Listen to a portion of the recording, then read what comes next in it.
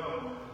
And tonight's presentation is going to be on informative perspectives on the 2025 federal and state budgets. This discussion will be led by our chair of our Economic Development Committee, Roland Lemur. Roland? Thank you.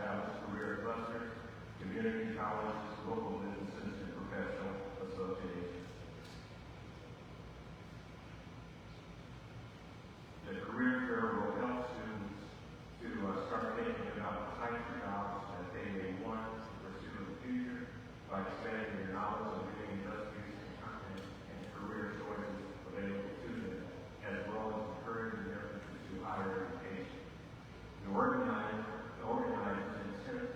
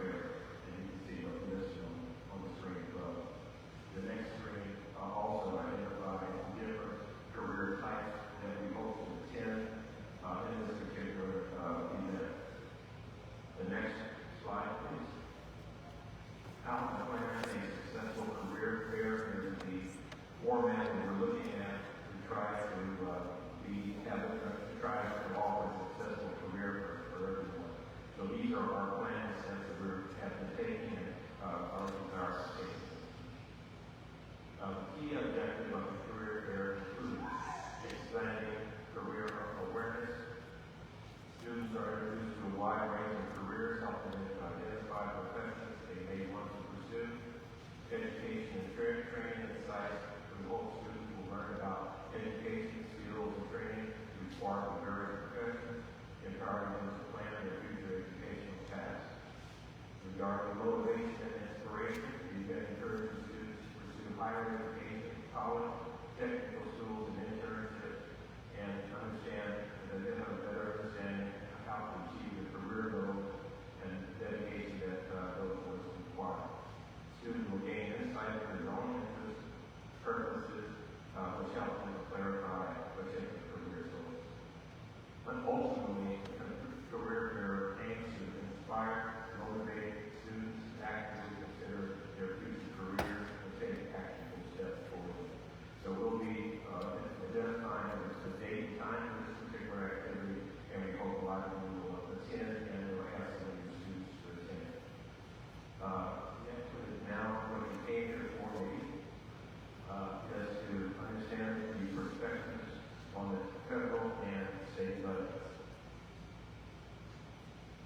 This particular information that I'm sharing with you right now kind of sets the stage, I think, for the rest of the presentation and what we've been going through for the past 6 months and what we may have to expect for the next few months.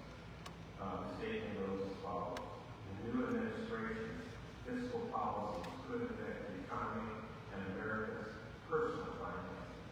They went on to say, while inflation is moderating in 2024, it's still prudent to budget for potential increases in essential expenses like groceries, utilities, and healthcare. And so, tracking spending in these categories will consider including a 3 to 5% buffer in your 2025 budget to account for any unexpected rises in costs. Okay. And now, we'll move into the federal budget. The concurrent resolution established the congressional budget for the federal government for 2025. It sets forth budgetary levels for fiscal year 26 and 234 and provides reconciliation instructions for legislation that increases or decreases the deficit and increases the statutory debt limit for specific amounts. The resolution recommends level amount for those years, for example, federal revenues, new budget authority, budget outlays, deficits, debits, subject to limit, debit held by the public, and the majority of functional categories of spending. The House of Representatives fiscal year 2025 reconciliation budget, entitled what the President called it, would add $2.4 trillion to primary deficits over the coming decade, adding 3.0 trillion to the deficit, including interest. It's temporary provisions that are extended without offsets. That are estimated to add 5.5 billion or trillion to the deficit, including interest. This next slide I discovered through the Tax Foundation. As I was going through the background of this information, all I saw, or what the information kind of pointed to, was what was all bad things. So when I discovered this particular slide, it showed 3 different areas: the good of the budget, the bad parts of the budget, and the other part of the budget. For example,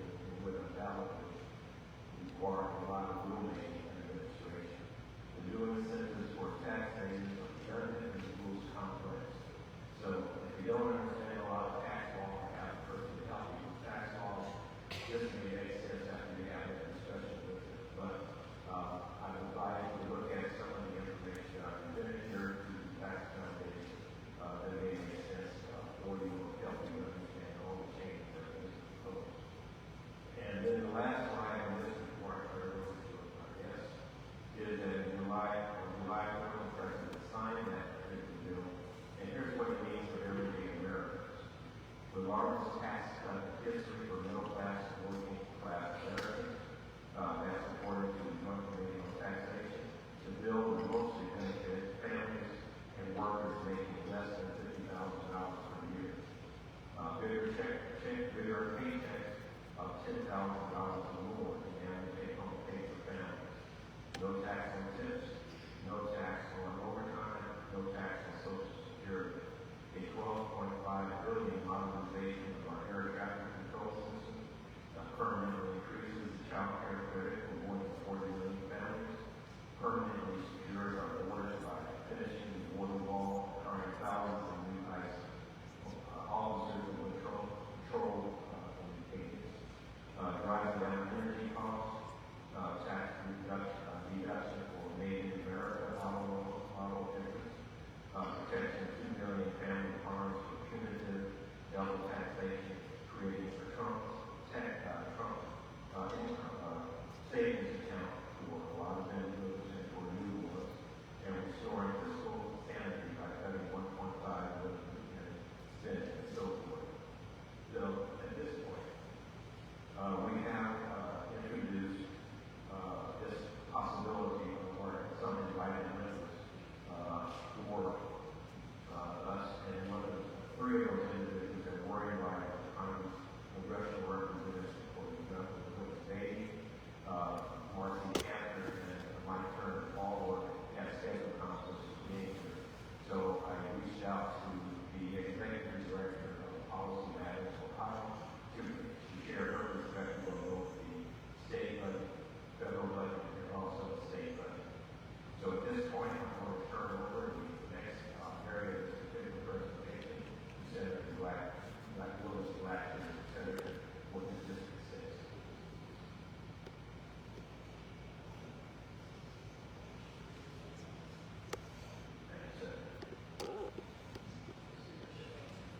Well, good evening.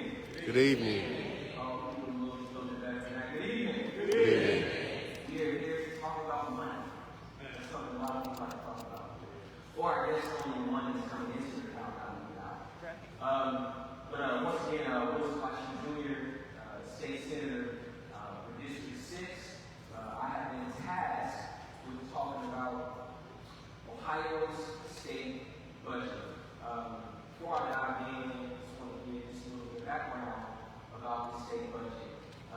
This state budget was about 5,500 pages. 5,500 pages. We spent a lot of early mornings and late nights going through some of the things that were included in this budget. Some of the things I'm going to talk about are some of the high points of the budget. I only have 10 minutes, so I'm going to talk about the high points, but we'll have a continued conversation as we go on. But one example is the newspaper tax. That was actually the first of its kind where our publications would have to pay a tax. And one of the things that a lot of members on the Democratic side, we raised an alarm. This seems like it was retaliation because you have members on the other side who feel like the media is biased, it's unfair. But we ended up getting that out of the budget. I also want to note that this is the first budget since 2001. Since 2001, that no Democrats voted for it. You have to realize you have Democrats all over the state who represent different types of districts. We've had representatives who this is their first budget that they ever voted against. That just lets you know how bad it was for us. So, regardless of what your political affiliation is, I want you to know that this is a Republican budget. So, let's dive in.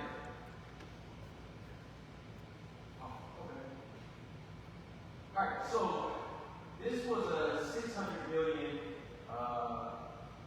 operating budget, and some of the key things that I want to touch on. One thing that we all should realize is the budget essentially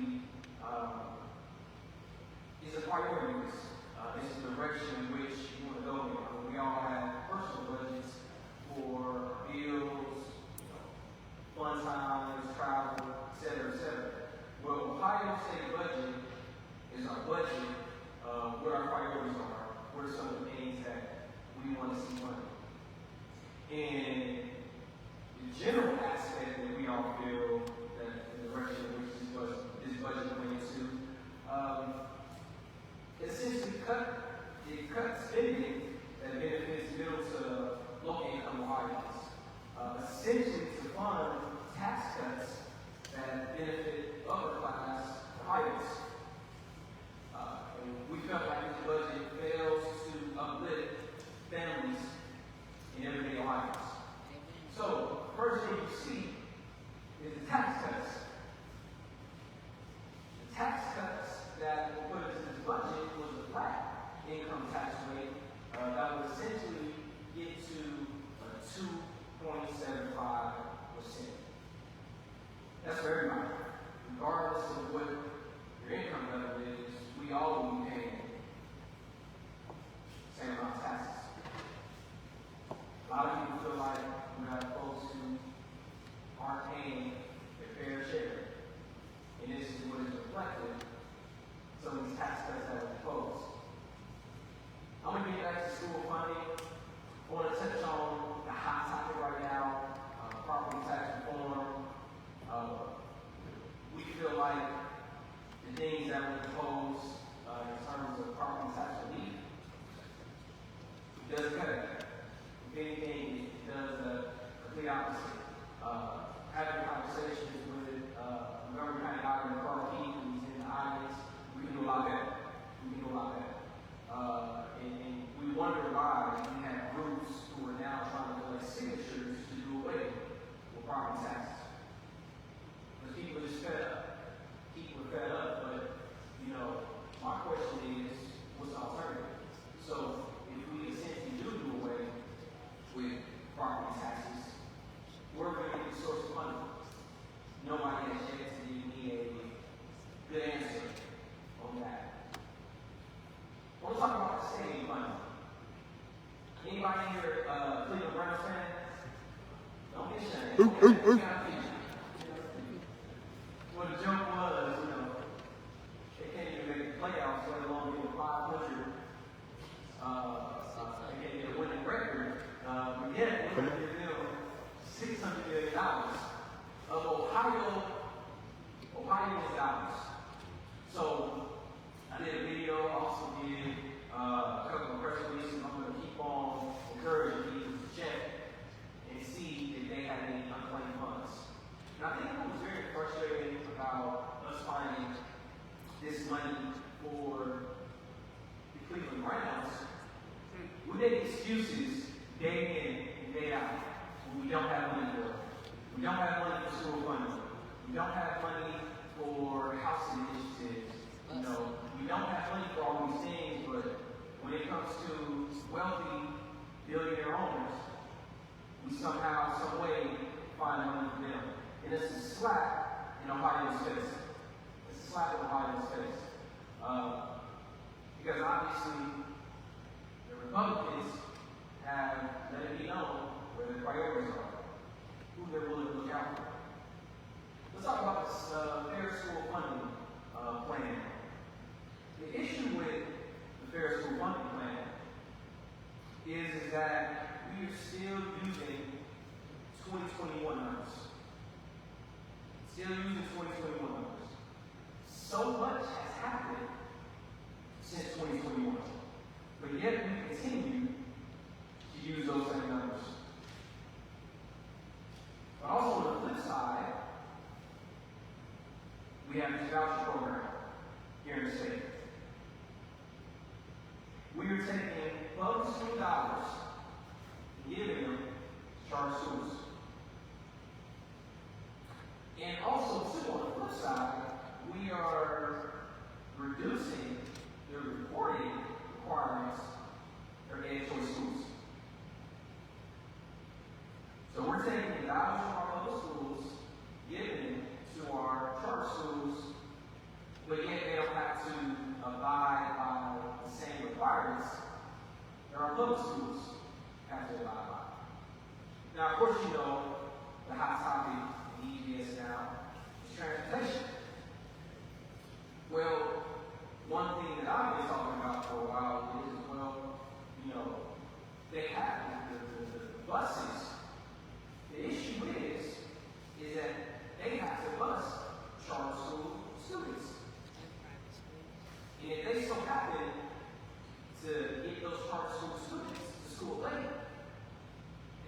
pay a fine. They have to pay a fine. So,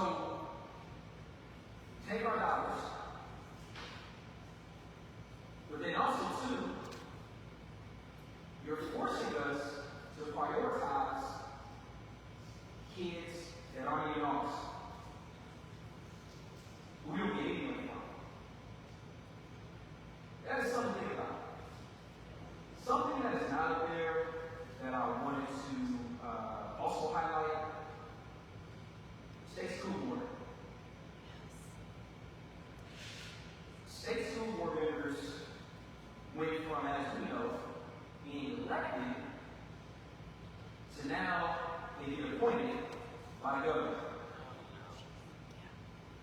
One of the things I said on the Senate floor, a lot of things that this legislature is doing, 10 times out of 10, if we didn't have a Democratic governor, some of these things wouldn't have been proposed, wouldn't have been enacted.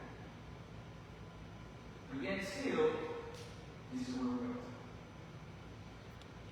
Also want to talk about the public library fund. I use the library. Some of you utilize the library. Or you know somebody who uses the library. I'll show you hands. Who has a library card? Who uses their library card? Okay. Go to the library. Check out the book. But then also, too, check out some of the services that the library offers. With this budget, the libraries are estimated to lose about $35 million. $35 million. That's unfortunate. Let's talk about Senate Bill 1. We all know that. Anti-DEI. But this budget allocates about $100 billion for Senate Bill 1 enforcement. Had a conversation with, I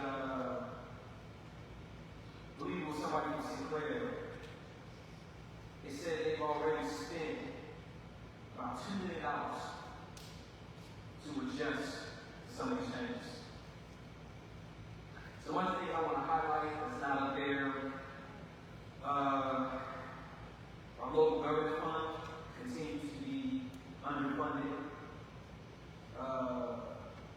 Underfunds for H2 Ohio, essentially our water quality.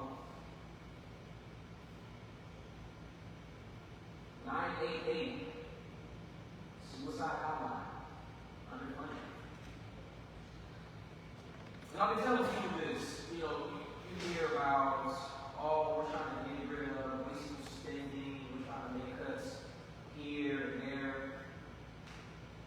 Somebody's going to have to pay the price. Somebody's going to have to pay the price. You know who's going to pay that price? Taxpayers. So let's think about cuts to Medicaid. 700,000 Ohioans could potentially lose coverage. Well, now that individual who would go to checkups, do a lot of preventive care, now they're just not going to go get those checkups. Do that preventive care. Lord, we hope that person gets sick. Where's that person going to go? Hospital. Hospital can't turn it away. So who's going to be stuck with that bill? Well, that person probably is going to be stuck with that bill. That person isn't going to be able to pay that bill. Because we all know how high healthcare costs are. And that person eventually probably have to file bankruptcy, which is unfortunate, which would cause a lot of barriers for them. But once again, how will the hospital get those funds? We're going to have to pay for that.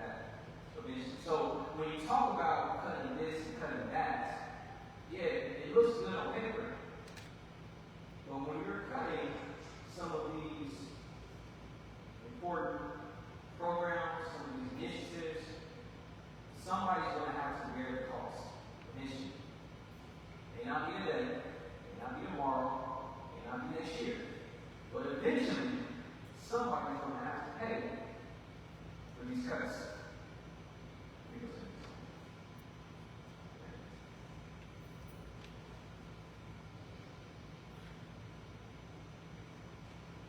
Okay, well, on the next slide. Okay, there we go. Okay. So, look at who will be the most affected by life cuts. People with disabilities, veterans, seniors, children. I actually had my office hours earlier today,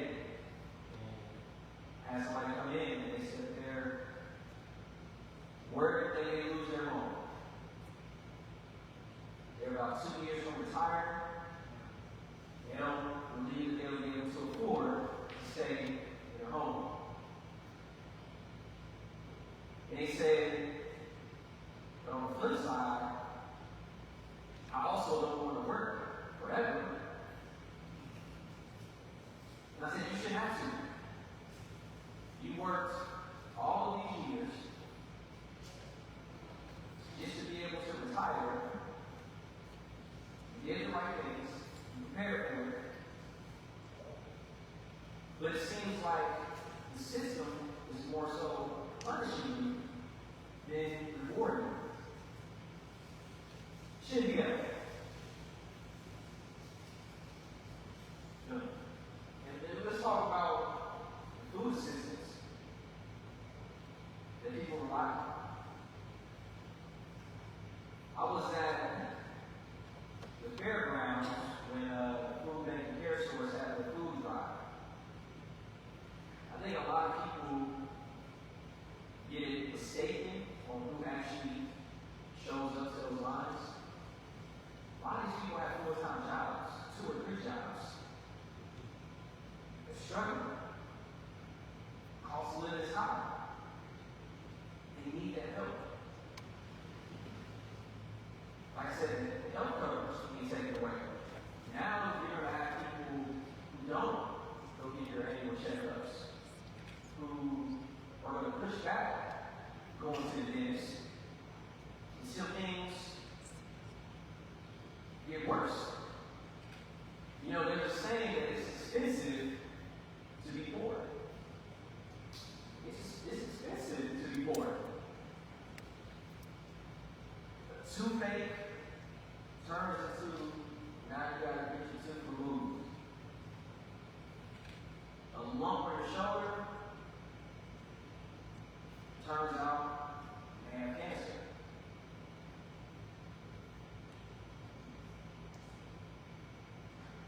And what's crazy to me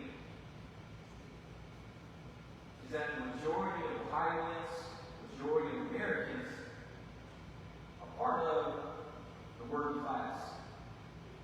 But yet, policies time and time again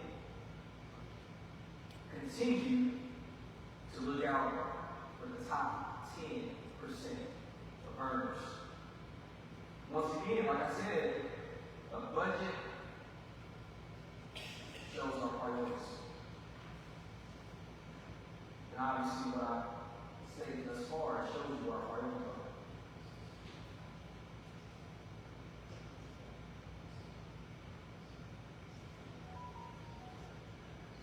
Yeah, so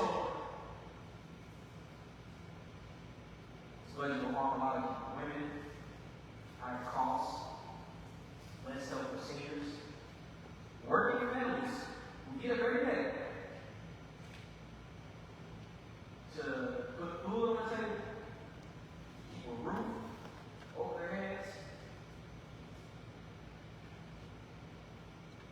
They could lose vital health, food, and other assistance. Same with people with disabilities. We have proposals that would reduce support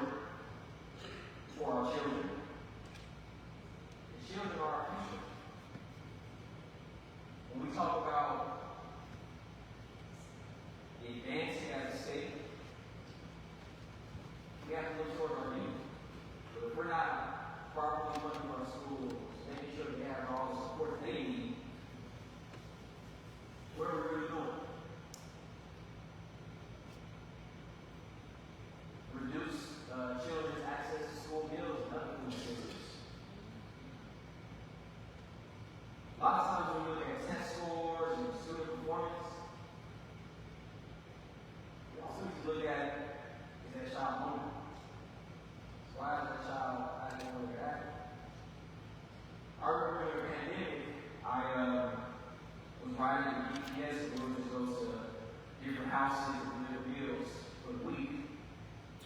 A lot of those students depend on those meals. A lot of those students, that's the only time they get breakfast and lunch/dinner with them is at our schools. This budget also widened economic disparities for many people of color.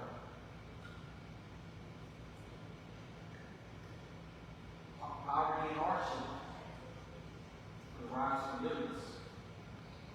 Those who were doing their best.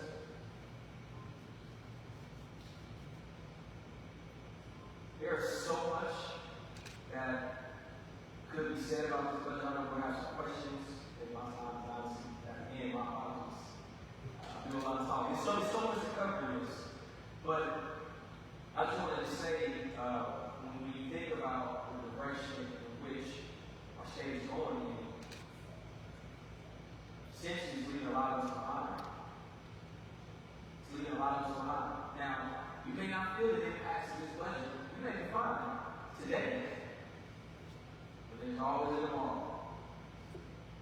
You don't know what, when, how.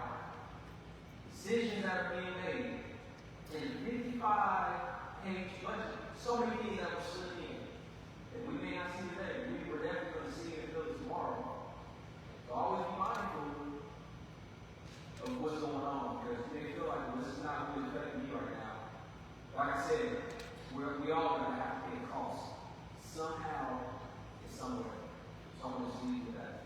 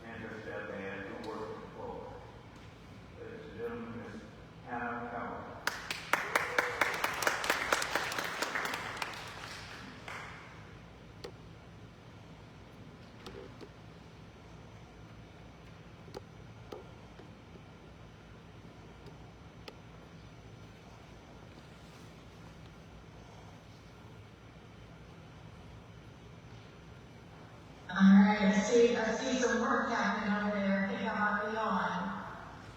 You just let me know if it's coming through on your end, okay? Yes, Anna, you are on. We just need to see on our screen. Is that working, thumbs up? Your voices, so if you want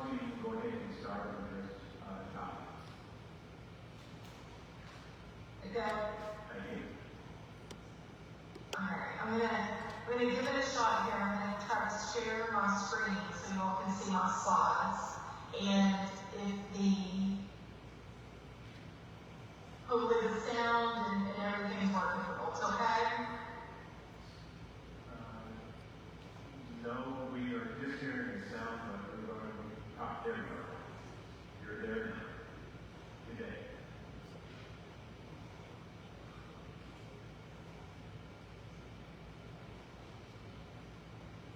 We also want to thank the other. It's not You're on. You can go ahead. We'll proceed. We'll just work through a little bit of getting the full business. alright. How are we doing? You're good. Go ahead. You go forward. Good? Okay. You all, okay, I am so sorry to not be there in person, because I think you all already heard the message, given tonight about the importance of state budgets for sure. And, I just want to thank Brett Winburn and the entire Dayton NAACP for inviting us out. Again, wish was there home in Ohio with you. But happy to join you in this format. And hope that this information, I think it's going to back up a lot of what you heard today. And I really hope that it is an introduction, if you don't know, to policy matters, to our work, and hopefully we can be continue to be a resource for helping you understand what's going on in terms of policy here in Ohio. So this is who we are, Policy Matters. We are a nonprofit research institute. We try to work on state policy to make it more equitable, vibrant, sustainable, make Ohio a place that moves for all of us. And if you are interested in this work and some of our materials, one of the best ways to stay in touch is through our Saturday Stats newsletter. This link that's in the materials in the package, the allot link, and it'll take you to the spot on the website. You can sign right up for that there.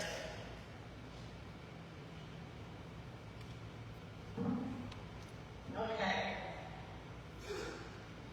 Alright, so we heard a little bit about the state budget, and Ohio, we sure do have a lot of unanswered needs. And whether it is investment in communities across the state, or just doing the basics like making sure education is affordable, we got a lot of ground to make up. And one of the things that's driving these policy decisions is Ohio's tax policy. And so, okay? You still hanging in there? Okay. And so one of the things that happened in this last budget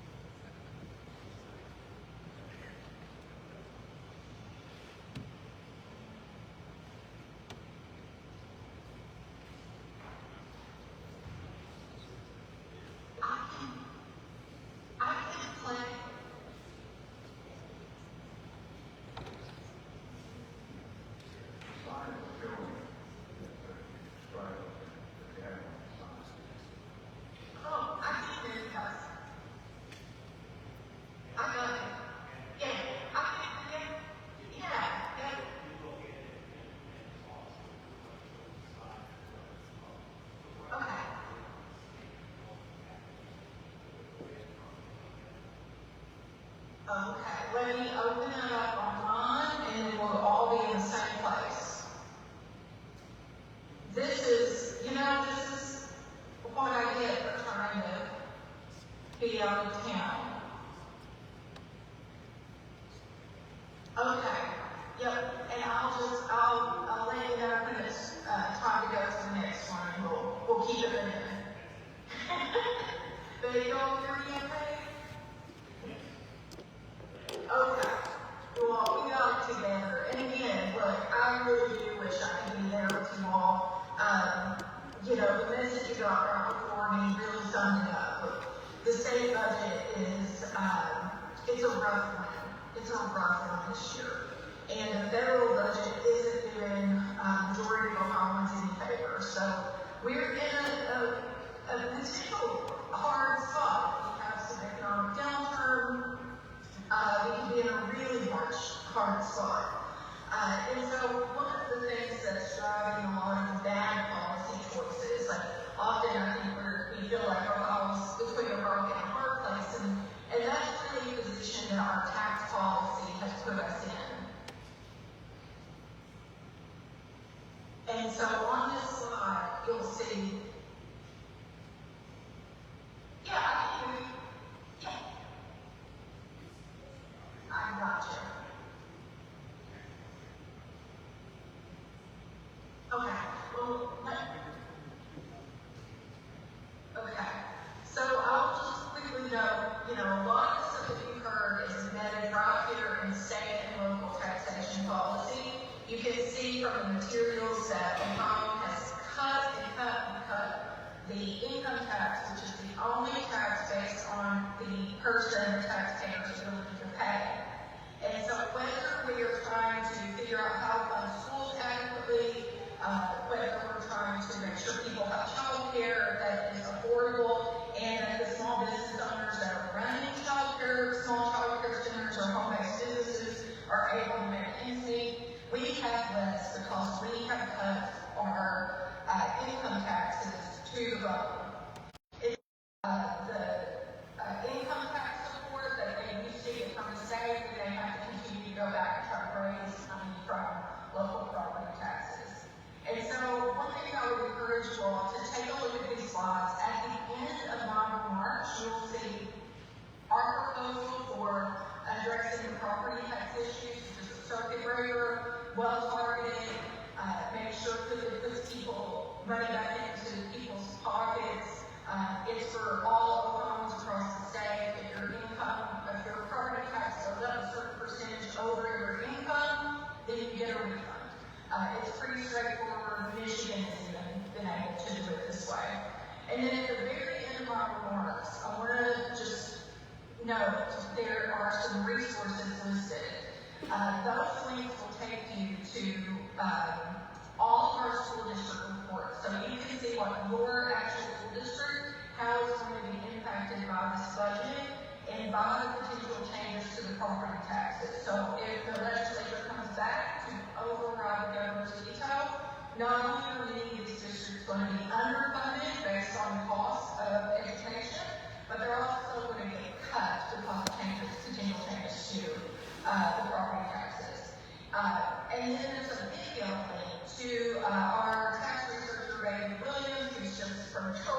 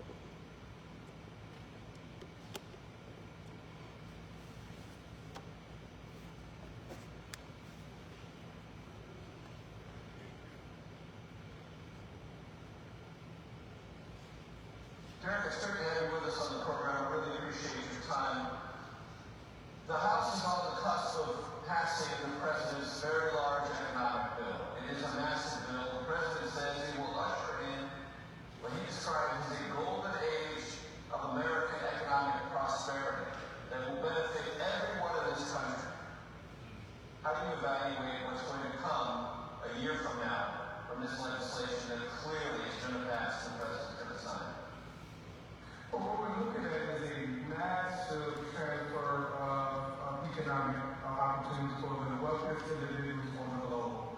As we said in the bill, there'll be $930 billion in cuts to Medicaid, which is inclusive of care for our elderly, Affordable Care Act, and so many Americans who depend on the health benefits of our government to provide in their critical needs. So they can also give $910 billion in tax cuts.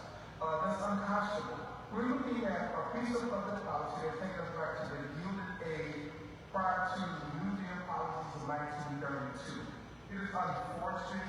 We've tried this in this country before. It never benefits the majority of Americans.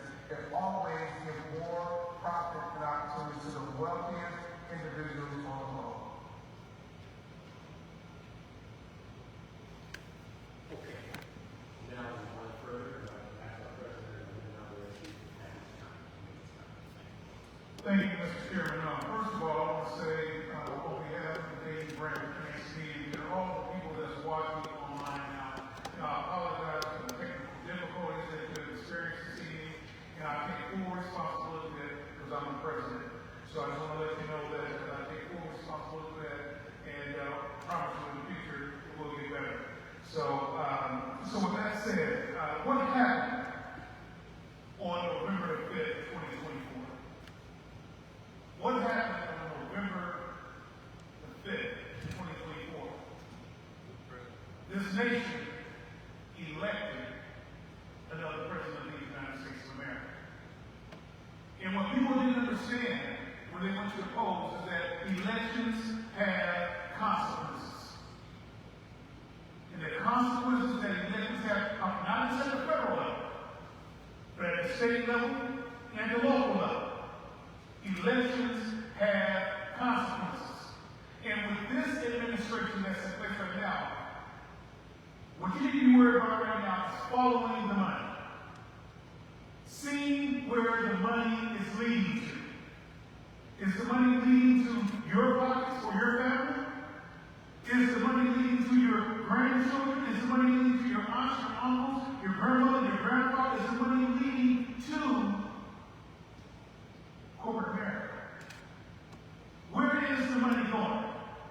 And I would implore you, as citizens of the United States of America, to make certain that you're doing everything you can to educate yourself about the money and where it's going. When we think about the SNAP benefits, there's 1.4 million Ohioans. More than 1.4 million Ohioans that's on SNAP. 77% of those are white Americans.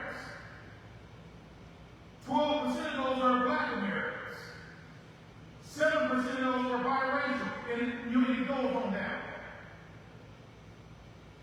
So when people thought on November the 5th, I'm going to keep talking about it, some people thought on November the 5th that these cuts that we see with these executive orders and bills was not going to happen to them.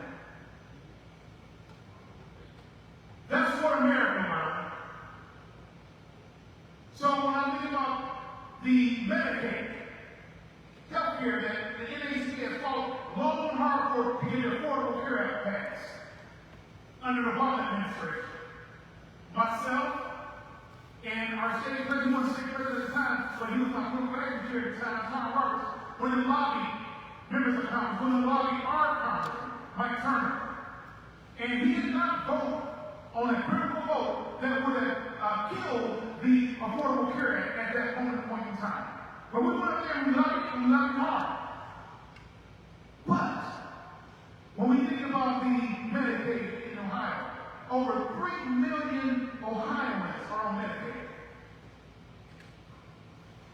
And when I look at the demographic breakdown, 26% of those individuals is our state population, which is children, pregnant women, older adults, people with disabilities, low-income adults. Well, if you look at the breakdown, though, of people on Medicaid in Ohio, 67% white, 22.6% 9.9% African American, 9.6% other, and it goes down. So once again, people did not think it was going to affect some people. So I want to make a qualify. Some people didn't think that it was going to affect them. But I very well hope that when you come to the ballot box in 2026, during those midterm elections, that you vote in a way that's going to, when you follow that money on Medicaid, when you follow that money on SNAP, when you follow that money in education, when you follow that money in healthcare, when you follow that money, I challenge you to see if it's helping your family. So that's what we really need to be concerned about. I'm not going to be before you do it over because we're already kind of over time. But I just want to tell you, folks, we need everybody inside this room today. Make certain that you're following that money. Make certain you're educating your comrades who could not be here this evening. Make certain you're educating them, about the effects and the consequences of elections, on local elections, state elections, federal elections. Make certain you're educating one another. When we look at the DOGE cuts, I was just up in Congress last week, lobbying several members of Congress. One of Mars. I gave some, like I said earlier, with some warm fuzzies. I also gave him some cold crickets. Because we want to make certain that he understood the things that you're doing well, we appreciate it. But you can do more on behalf of people who are fighting for their civil human rights here today. I spoke about, him having town halls. He said he has town halls. Don't know? Well, he explained his town halls a little bit different than the town hall that most people are accustomed to when you just open it up every morning. But it's always good to be able to have a relationship with your congressperson. In our state, or our city right here, our geographical area, we have a Republican-dominated, now, I'm going to say this because I know we're being recorded. We are nonpartisan as the NACP. We are nonpartisan. However, we are highly political, and our constituents deserve better when it comes down for what we fight for right here inside of our community. So, ladies and gentlemen, make no mistake about it. The NACP has been in this community for 110 years. The NACP has been in this nation for 116 years. Make no mistake, we're on the ground. Locally, we're on the ground statewide, we're on the ground nationally. And we're going to continue to advocate right now our national office, Derek Johnson, you heard from earlier. So those executive orders, while some are unconstitutional, but we still got to fight against what's unconstitutional. So, ladies and gentlemen, I get fired up when I talk about these kind of topics because I'm in it for the long haul.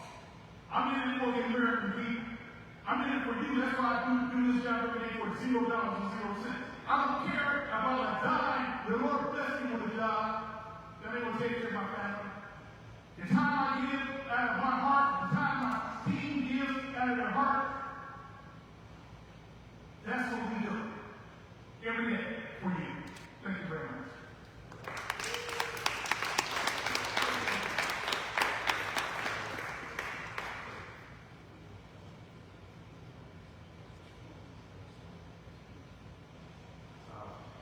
We're going to move now to ask Nicole Miller, the Executive Director of Minor Valley Urban League, to make comments on the State of America 2025, and she may have some additional information to share with you about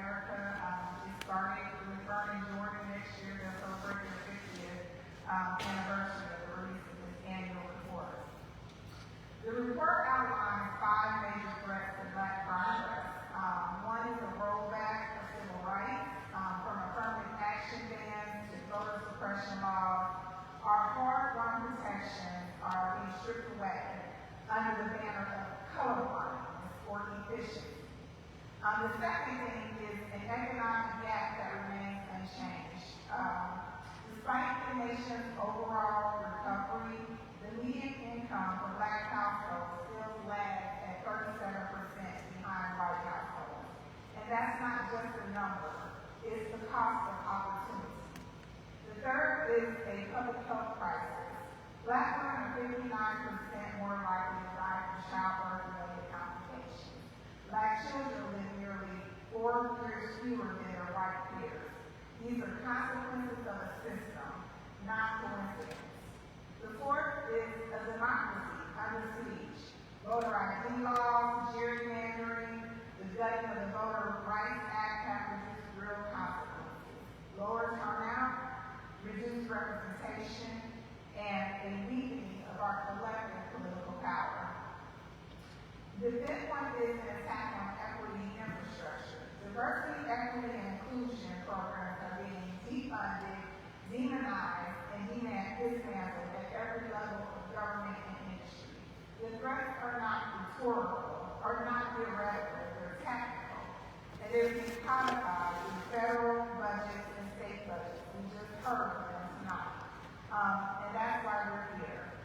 We cannot talk about the state of Black America without talking about the state of Black Haiti. Locally, Black residents face nearly twice the unemployment rate as their white counterparts.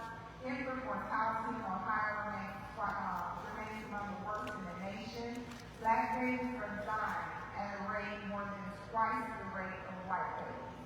And now, as federal funding for infrastructure and housing shrinks, our communities bear the brunt. Aging dams and neglected neighborhoods are not just budget issues. They are life or death conditions for our residents. The 2025 State of Black Haiti underscores democracy itself is under assault. Targeted voting rollback, civil rights weakening, and shrinking political power. And redistricting has become a critical battleground. Manipulating maps can dilute black vote strength, undermining all other equity goals. Here at Dayton, we are working right now on the state of Black Dayton. We are probably in phase one. I see Elena Blackwell Park out there. She's on our team as our content editor. We have 18 contributors. We will shortly be starting focus groups that will engage with members of the community to get their perspective on how they feel about what's going on in the different categories that we will focus on, such as income, education, housing, entrepreneurship, and so on. But I just wanted to close and say, by undermining political representation, partisan redistricting neutralizes the impact of budgetary advocacy. State of Black Dayton America 2025 calls for structural defenses, legal, legislative, grassroots, to protect democracy and secure equitable resource allocation. In Ohio, Dayton's demand for health